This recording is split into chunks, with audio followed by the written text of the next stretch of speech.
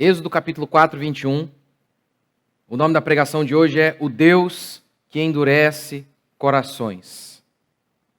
O contexto aqui, os irmãos lembram, Deus comissiona Moisés para a missão de salvar o povo de Israel, libertar o povo de Israel da opressão do Egito. E aqui, eu li com vocês já semana passada o capítulo 4, e hoje vou ler apenas 2 versículos, e na realidade eu vou abranger aqui vários capítulos, que são os capítulos das pragas. Moisés anuncia as pragas, aquelas 10 pragas. Cada vez Moisés se aproxima e diz, olha, se vocês não deixarem o povo ir, acontecerá isso. E da maneira que Moisés havia anunciado, aquilo se cumpria. 10 pragas, e a última praga de rãs, chuva de pedras, água sendo transformada em sangue, tumores, pestes sobre os animais, e por aí vai, trevas. E a última foi a morte do primogênito. O filho mais velho de cada casa egípcia, de cada casa onde não houvesse o sangue do cordeiro lá fora, símbolo da fé em Cristo Jesus, onde não houvesse esse sangue, haveria morte. Esse aí é um resumo das 10 pragas. E o texto bíblico diz que cada praga é anunciada, e em cada praga a mesma sentença é dita.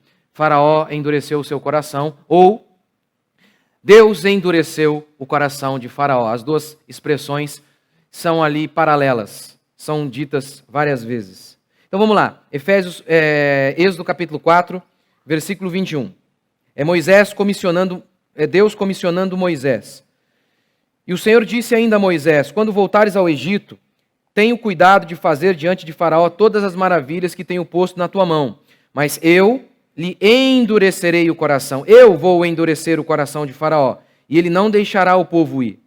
Verso 31, Moisés foi até o povo e fez os mesmos sinais que ele faria diante de Faraó. Enquanto que Faraó endureceu o seu coração, diz o texto no verso 31, o povo acreditou. Quando todos ouviram que o Senhor havia visitado os israelitas e que tinha visto a sua opressão, inclinaram-se e adoraram. Por quê? Por que os homens não creem? A despeito de todas as evidências irrefutáveis, facilmente verificáveis, de que existe um Deus. Como? Qual a explicação para o fato de que os homens preferem crer que algo do tamanho da cabeça de um alfinete é o pai de toda a existência?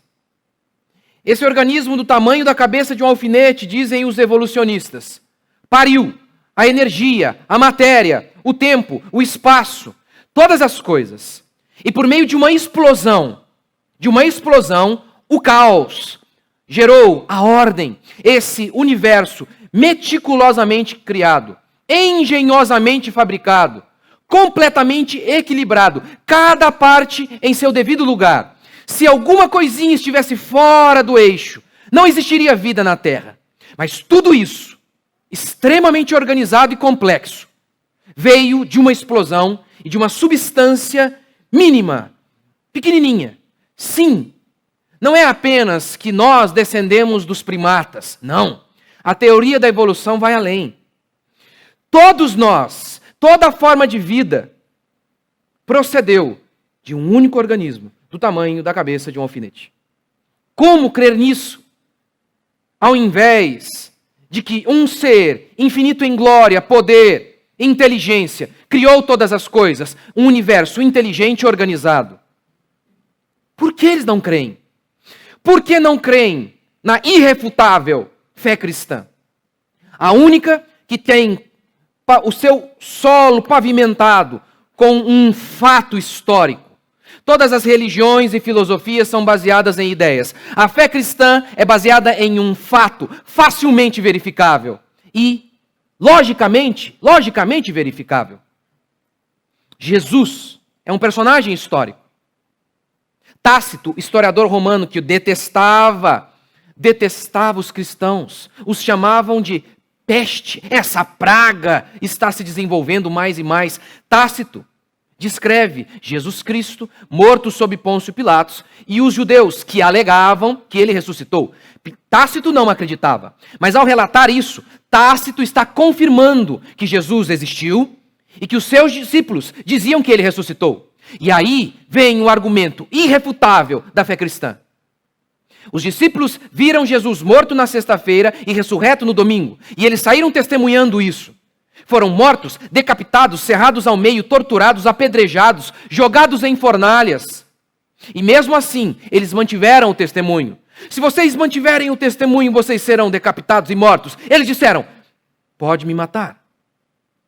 Você não pode alegar que eles mentiram. Isso é ridículo, não faz sentido. Você mente para se livrar de algo, para ganhar algo, não para ver toda a sua família sendo decapitada na sua frente, não para perder tudo, inclusive a sua própria vida. Eles não foram enganados porque eles alegaram que viram. A fé cristã é irrefutável. Como os homens não creem? Como? O juízo de Deus sobre um coração duro é endurecê-lo mais e mais, de uma maneira que não haverá mais chance para esse pecador se arrepender. É disso que o meu texto trata. O Deus que endurece corações já endurecidos. O Deus que endurece corações de pedra. A expressão aqui é aquela que Paulo vai citar lá em Romanos, em que Paulo vai falar da predestinação. De que Deus escolheu antes da fundação do mundo quem seria salvo e quem seria condenado. Ele endureceu Faraó. Este é o texto que Paulo vai usar. O Deus soberano decidiu quem ele iria salvar. Veja bem, eu não estou dizendo, o texto não está dizendo que a expressão Deus endureceu o coração do homem significa dizer que Deus colocou maldade no coração de Faraó. Ou até mesmo que Deus tentou o Faraó, heresia, não é isso. Tiago diz, ninguém ao ser tentado diga, fui tentado por Deus, porque Deus não tenta ninguém. Cada um é tentado pela sua própria cobiça. Portanto, quando a gente declara que Faraó foi endurecido por Deus, significa o seguinte. Martin Lloyd-Jones explica, não significa que Deus tenha criado Faraó para que fizesse isso. Não deixasse o povo ir, não se arrependesse de seus pecados. Mas Deus, tomando Faraó como ele era, pecador e incrédulo, endureceu o coração dele com vistas ao seu propósito. Deus não tornou o Faraó mau. Deus apenas agravou o estado daquele coração que já era maligno. E você vai ver aqui, se você puder ler na sua casa, como que isso se mistura. Isso aqui, ó, o texto diz, Deus endureceu, mas o texto também diz, o Faraó endureceu. O Deus que é soberano, mas ao mesmo tempo o homem é responsável e escolhe por si só pecar. É o que declara, ó, Êxodo 7,3. Eu endurecerei, diz o Senhor, o coração de Faraó. Mas Êxodo 7,14 declara, o coração de Faraó está obstinado. Foi ele quem endureceu a si mesmo. Tudo bem. Tudo bem. O texto não diz Faraó, o texto que eu li não diz que Faraó endurecerá. Foi assim que Erasmo interpretou, o bispo católico. E Lutero disse, não é isso que o texto está dizendo. Não tem como você negar que Deus foi agente aqui, ao endurecer o coração de Faraó. Sujeito, verbo e objeto. Deus é o sujeito, ele quem opera a ação. Que ação? De endurecer. E quem é o objeto dessa ação? Faraó? Não dá para negar isso. Não dá para negar que Deus é agente aqui. Se Deus tomasse outras atitudes, poderia ser que Faraó viesse a se arrepender? Talvez. Mas Deus não quis. E quem disse que ele não pode? Porque, veja esse exemplo.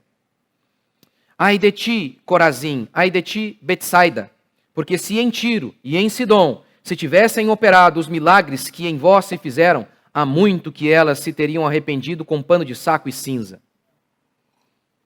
Deus está dizendo que se ele fizesse determinadas coisas em Tiro e em Sidom, aquele povo teria se arrependido. Se Deus tivesse operado milagres lá, o povo teria se arrependido. Mas Deus não quis. Ele preferiu que aqueles homens permanecessem com o coração endurecido. E quem disse que ele não pode fazer isso? Quem disse que Deus não pode determinar quem é salvo e quem é condenado? Por quê? Porque Deus ele não pode querer, ou melhor, pode Deus não querer salvar alguém? É claro que pode. É claro que Deus pode não querer salvar quem o rejeitou. Porque essa é a doutrina bíblica. Ninguém jamais buscou a Deus. Os homens endureceram seu próprio coração. E Deus não pode, então, endurecê-los mais ainda para que eles não sejam salvos. Deus não pode extinguir toda a chance e esperança de salvação para esses homens? É claro que pode. É claro que pode. Você não se lembra das parábolas? Jesus explicou por que ele falou por meio de parábolas. Eu falei de maneira enigmática para que eles, vendo, não vejam. Ouvindo, não ouçam e venham se arrepender. Eu não quero mais que eles se arrependam. Já dei as chances a eles. Não dou mais. Porque Deus, ele nunca é injusto. Jamais. Mas Deus não é obrigado a ser misericordioso. Se você combina com Deus R$100 o mês e Deus não lhe paga de acordo com o seu trabalho, Deus seria injusto. Deus tem que pagar. Mas e se você não veio trabalhar e mesmo assim Deus deu a você? Isso é misericórdia. Ele é obrigado a fazer isso? Meu querido, Deus não é obrigado a ser misericordioso com nenhum homem neste mundo. Haja visto que todos eles rejeitaram o Criador. Todos, sem exceção, endureceram o seu coração diante de Deus, como diz Paulo. Não há um justo sequer, não há um que busque a Deus. Portanto, é claro que ele pode muito bem endurecer corações de pedra. É claro. Mas como Deus faz isso? Como Deus endurece os corações humanos? É disso que trata essa porção do texto bíblico de Êxodo, que vai falando das pragas. Primeiro, como Deus endurece um coração de uma maneira que não reste nenhuma chance desse pecador se arrepender. Primeiro, tocando na questão financeira. Aqui em Êxodo capítulo 5, quando Moisés vai até Faraó, Faraó rejeita o evangelho. Sim, ali já estava o evangelho. Ele prega a mensagem de arrependimento, de fé. Faraó rejeita. E Faraó, ao ouvir de Moisés, deixe meu povo ir, Faraó não aceitou. Crer em Deus, obedecer a Deus, implicaria perder mão de obra escrava para construir suas pirâmides, suas grandes obras. Crer em Deus implicaria perder dinheiro. Dinheiro. Quantas pessoas são endurecidas por Deus quando Deus lhes dá dinheiro? O dinheiro, ele não é negativo. Ele nem mesmo é uma coisa neutra. Não. A riqueza é boa. Calvino disse isso. Em Gênesis, quando Deus cria a riqueza, a matéria, porque dinheiro é só um papel. Esse papelzinho que você tem é só uma moeda de troca, que representa a verdadeira riqueza. O que é a verdadeira riqueza? Os bens que nós produzimos. O ouro, o minério, o gado. Essa moedinha, essa cédula, apenas representa a verdadeira riqueza, que é toda a matéria criada por Deus. Quando Deus cria o ouro, a prata, todos os minérios, o gado, ele olha e diz, é bom. A riqueza é boa. Em si mesma, ela é boa.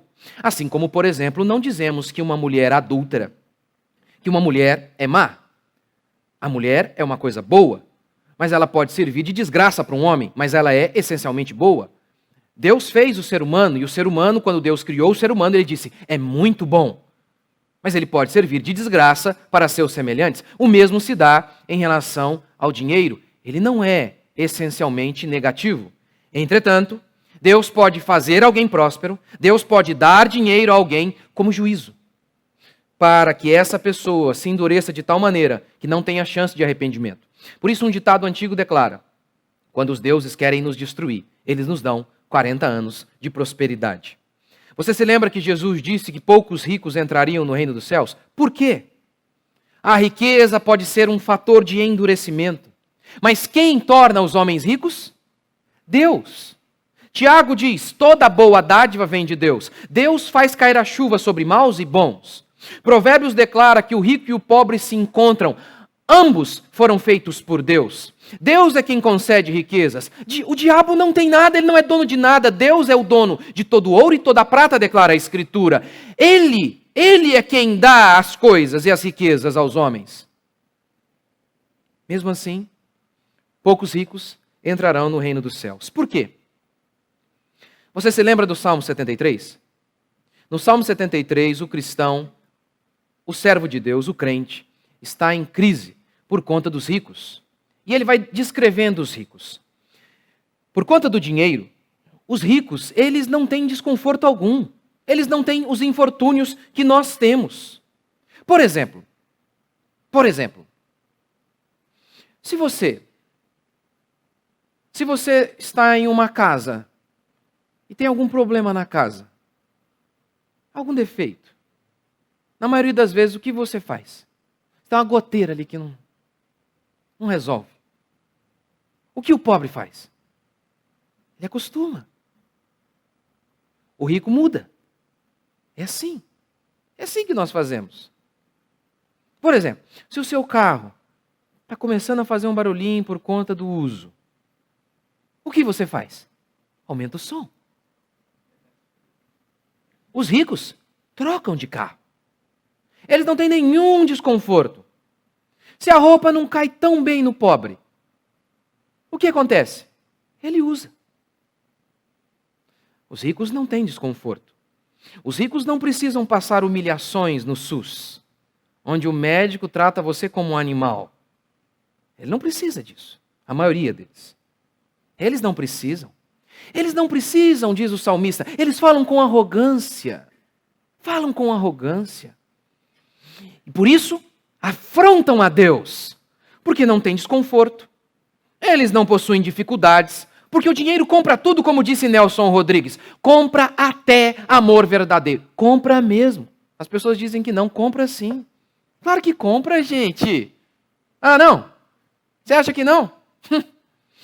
Está lá a mocinha com um homem rico. Faz aniversário.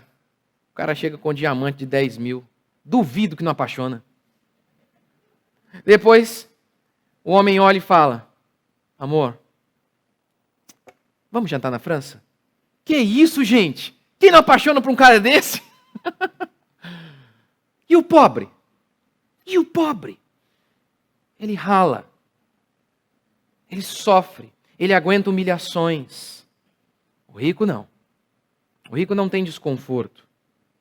Por isso, ele costuma achar que ele é o próprio Deus. O seu próprio Deus. Lembra de Marcos, na parábola do semeador? Jesus fala da parábola, a semente foi semeada e caiu em vários solos. E aí Jesus explica o significado da parábola.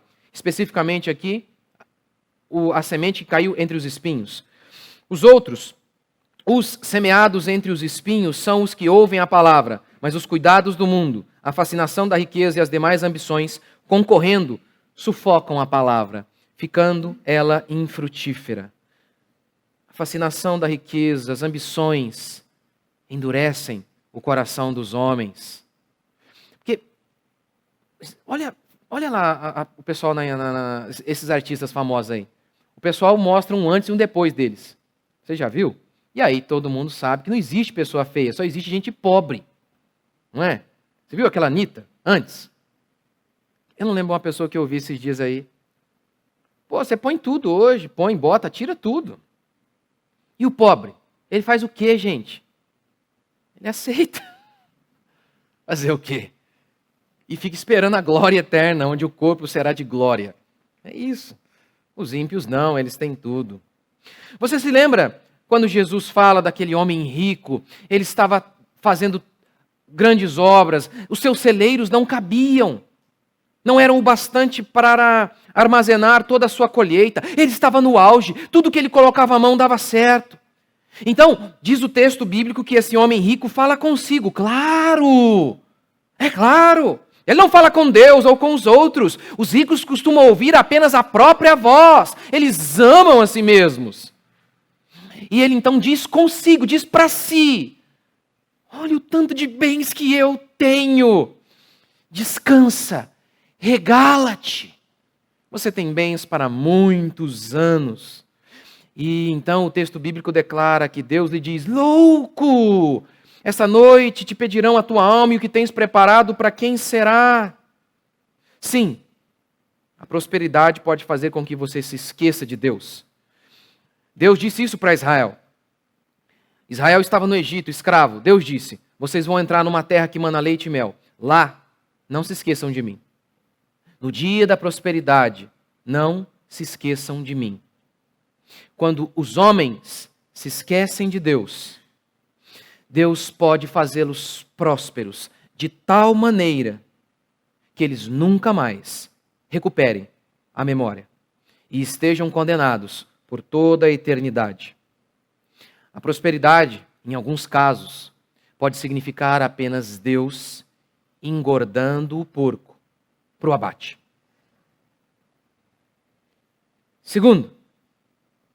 Segunda maneira que Deus, o agente, endurece os corações humanos para que eles não se arrependam.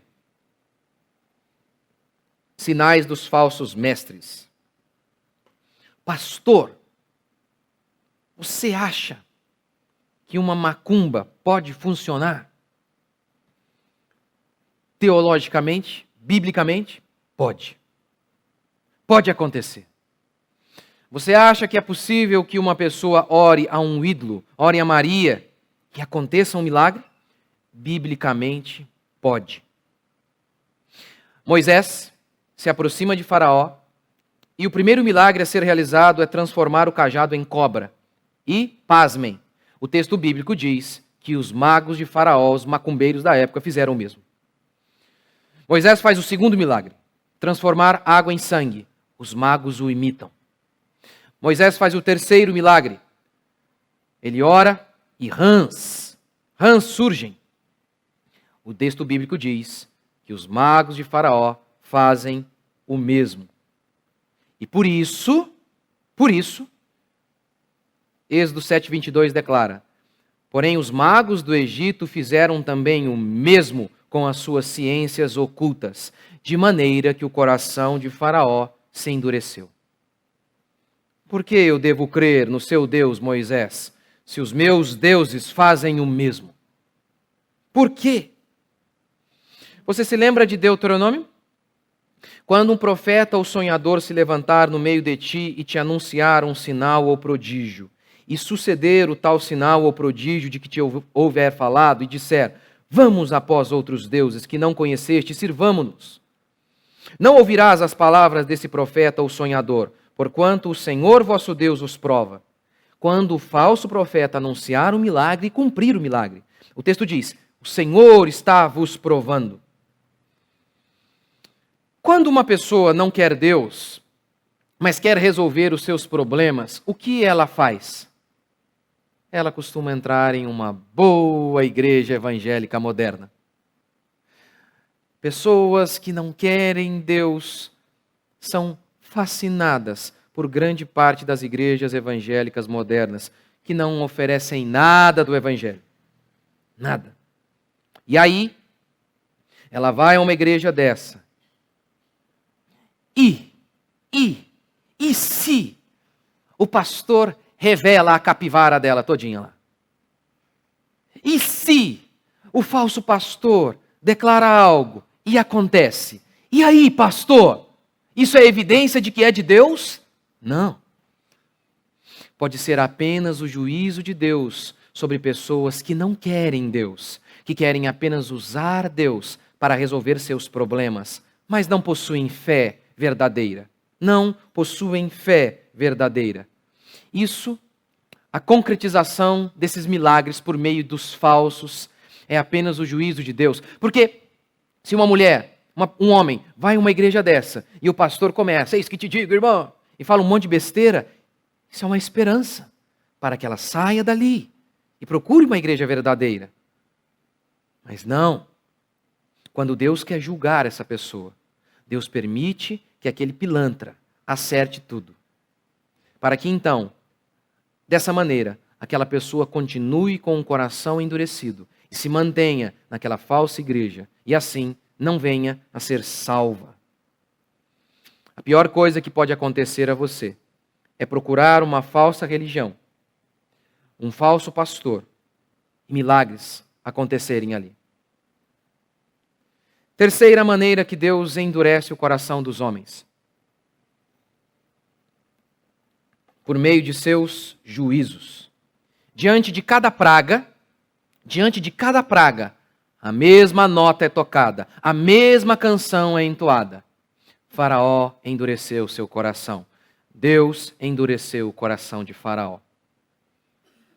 Apocalipse declara algo parecido.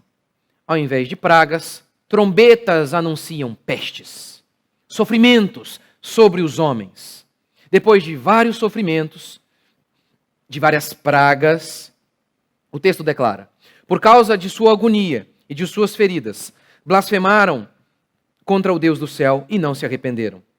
Diante do sofrimento que Deus mesmo, trouxe sobre aquelas pessoas, elas se endureceram. Tu os feriste, mas não lhes doeu. Tu os consumiste, mas se recusaram a receber correção. Endureceram o rosto mais do que uma rocha e não quiseram se converter. Deus pega esses homens e os pune, sabendo que a punição, que a repreensão não provocará correção nessas pessoas. Pelo contrário, elas se tornarão ainda piores. E Deus, mesmo assim, faz. Porque Ele não quer mais salvar esses homens de coração duro. Você nunca viu isso? Pessoas que diante da perda do emprego, pessoas que diante da perda de um parente, dizem: eu não creio mais em Deus. Na realidade, elas nunca creram. A fé delas era falsa. E essas punições são apenas o juízo de Deus sobre pessoas que já possuíam um coração duro. Deus apenas endureceu o que já era uma pedra, de maneira que agora não há mais esperança de que eles sejam salvos. Quarta maneira de Deus endurecer o coração humano, por meio do alívio.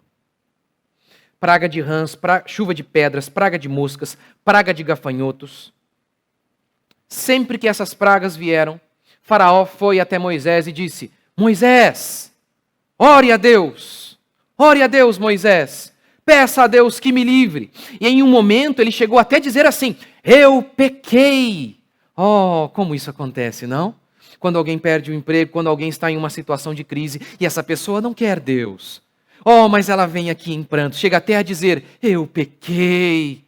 Quão humilde ela é, quanta humildade ela manifesta, é exatamente como o Faraó. Até que Deus ouve esse canalha.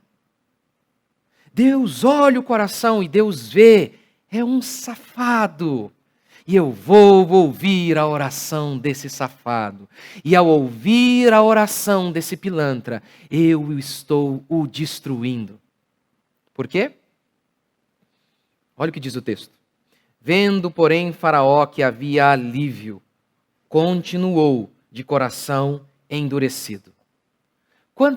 Olha, eu estou fazendo agora 17 anos que eu estou aqui, trabalhando na igreja. Quantas e quantas vezes eu vi essa cena aqui acontecendo? Quantas vezes? Pessoas que, diante de problemas terríveis, vieram para cá e participaram do culto e oraram com fervor, com humildade, aparentemente. Problemas terríveis, doenças, eu lembro, com doenças incuráveis, receberam oração. Eu lembro de um específico, AIDS, que o cara veio com o exame, veio para a igreja, tinha AIDS, participou da igreja uns 3, 4 meses, angustiado, desesperado, recebeu oração, Me ligou dizendo, pastor, não sei o que aconteceu, não há mais nada. Alívio, nunca mais voltou. Nunca mais voltou. Quando Deus dá alívio a homens malignos, Ele está os endurecendo. Concedeu-lhes o que pediram, mas fez definhar-lhes a alma. Quando Deus diz sim para o homem maligno, na realidade, Deus está dizendo não. Não há nada pior do que um Deus que ouve a oração de um safado. Não há juízo mais cruel, mais terrível, vingativo, porque Deus é o vingador, diz Apocalipse. Mais vingativo do que isso, quando Deus ouve o canalha e concede o que o canalha quer. Mas às vezes você, crente, quando Deus não dá alívio a você, você pensa que Deus não está o ouvindo, não é? Paulo ora, Deus, livra-me desse espinho na carne. E Deus diz, não, para que você se mantenha aqui. Não. Talvez você ora, ó Deus, a minha sogra. Esse espinho, não é um espinho, é uma viga atravessada. Oh Deus! Um sofrimento em casa, uma falta de algo, a dificuldade, uma doença. Nem sempre isso significa que Deus abandonou você. Pode ser o contrário. Suas limitações, os seus espinhos, podem ser a graça de Deus sobre você.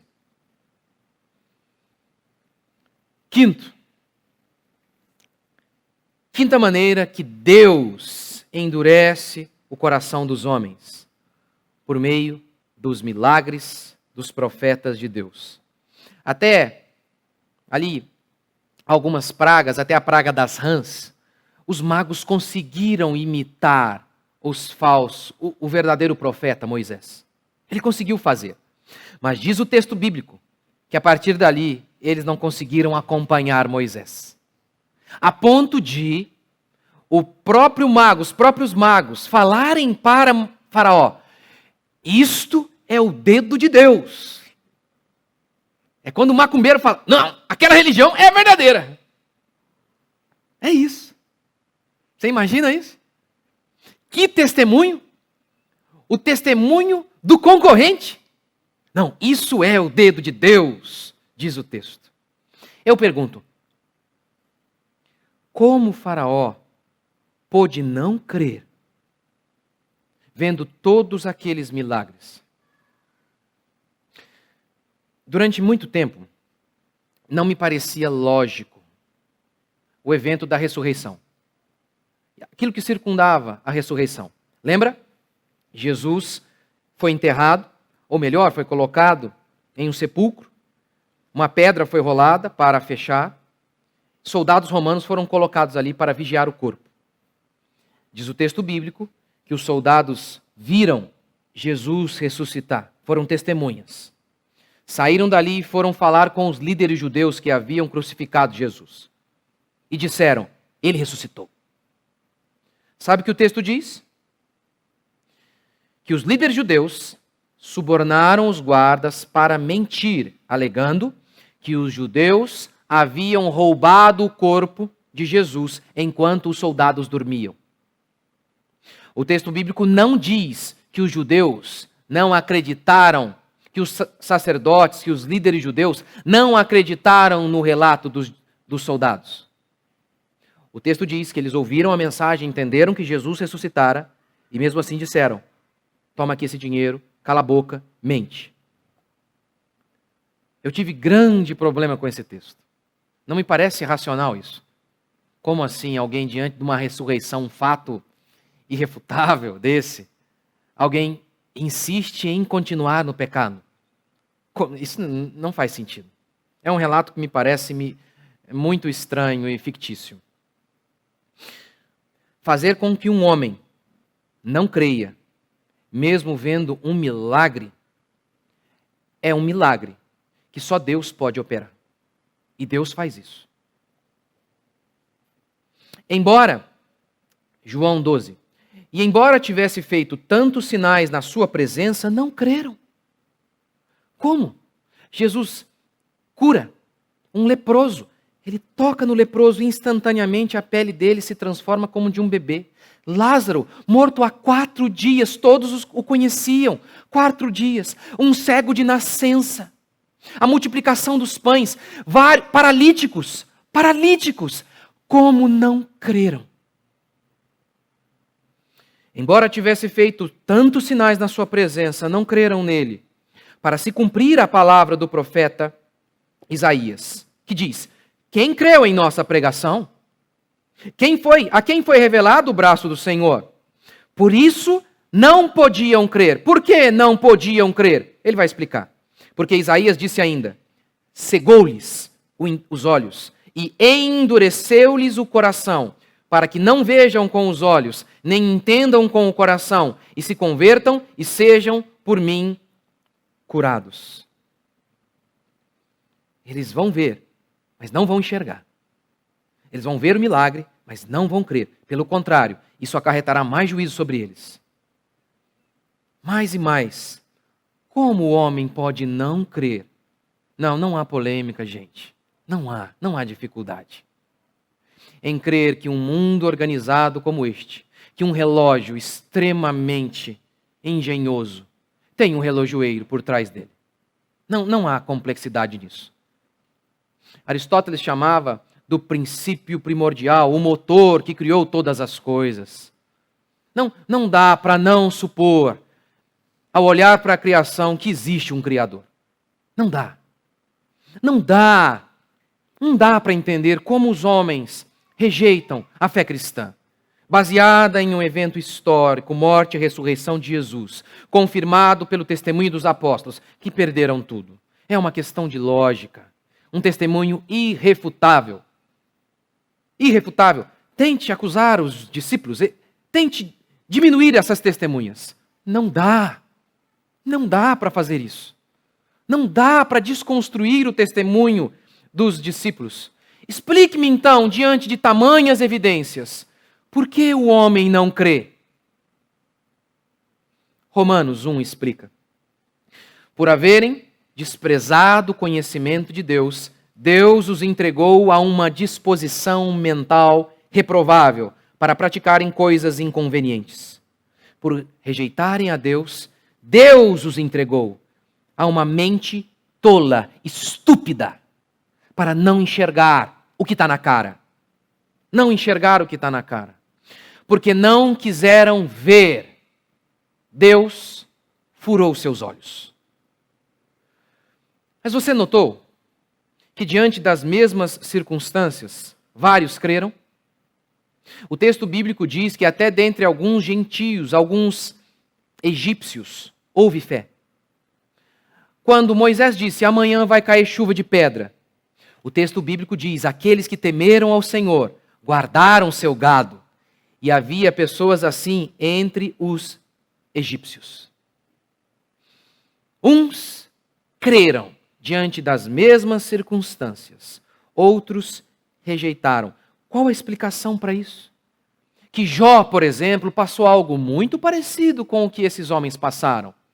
Jó foi acometido por pragas, úlceras, tumores, a tal ponto que cachorros lambiam suas úlceras. Ele, como Faraó, perdeu não apenas um filho, todos os seus filhos foram mortos.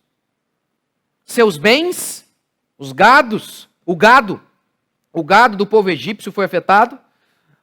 Tudo de Jó foi afetado, ele perdeu tudo. Jó sabia muito bem o que era ser acometido por pragas. Mas diz o texto bíblico que depois de tudo isso, ele floresce. E sua fé se torna forte como os carvalhos, muito maior do que antes dos sofrimentos das pragas. Pedro vê um milagre. Jesus ordena que Pedro lance a rede. Pedro tinha certeza, como um bom pescador, não havia peixe. Mas Pedro lança por crer em Jesus. E a maior pescaria de toda a vida dele é feita. A tal ponto que Pedro identifica: isso aqui é um milagre, esse homem é Deus. E Pedro diz assim: ao ver isso, Simão Pedro prostrou-se aos pés de Jesus, dizendo: afasta-te de mim, porque sou pecador. Ele viu que aquilo era um milagre. Um milagre e dinheiro. Havia muita riqueza ali no barco. Mas diante de circunstâncias parecidas, diz o texto que Pedro, diferentemente de Faraó, se arrepende. E Jesus o toma pela mão e diz: não, agora você será meu discípulo. Pedro abandona os bens, abandona tudo e vai seguir Jesus. As mesmas circunstâncias. Você pode estar me ouvindo aqui hoje, perguntando: é mesmo? É isso que você está dizendo? Que a salvação depende de Deus inteiramente? É Ele quem endurece corações e quebranta corações? Sim, como Paulo diz em Romanos 9, que Deus endurece, e em Romanos ele também declara que Deus é quem nos conduz ao arrependimento. Se você estiver me ouvindo e dizendo: o que eu posso fazer? Se Deus me endureceu? Pois bem, e quem sou eu para discordar de você? Não é? Se você pensa assim. Mas se enquanto eu prego, você diz assim: quantas vezes eu endureci o meu coração por conta de dinheiro, dos prazeres deste mundo, dos milagres que eu busquei em falsos pastores, falsas igrejas, falsas religiões, nos vários e vários caminhos que eu procurei, que não eram os caminhos de Deus. Quantas vezes eu fui arrogante como Faraó, eu blasfemei como Faraó, eu resisti como Faraó. Quantas e quantas vezes Deus tem misericórdia de mim. Se você diz isso, seja bem-vindo ao reino dos céus. Vamos ficar de pé.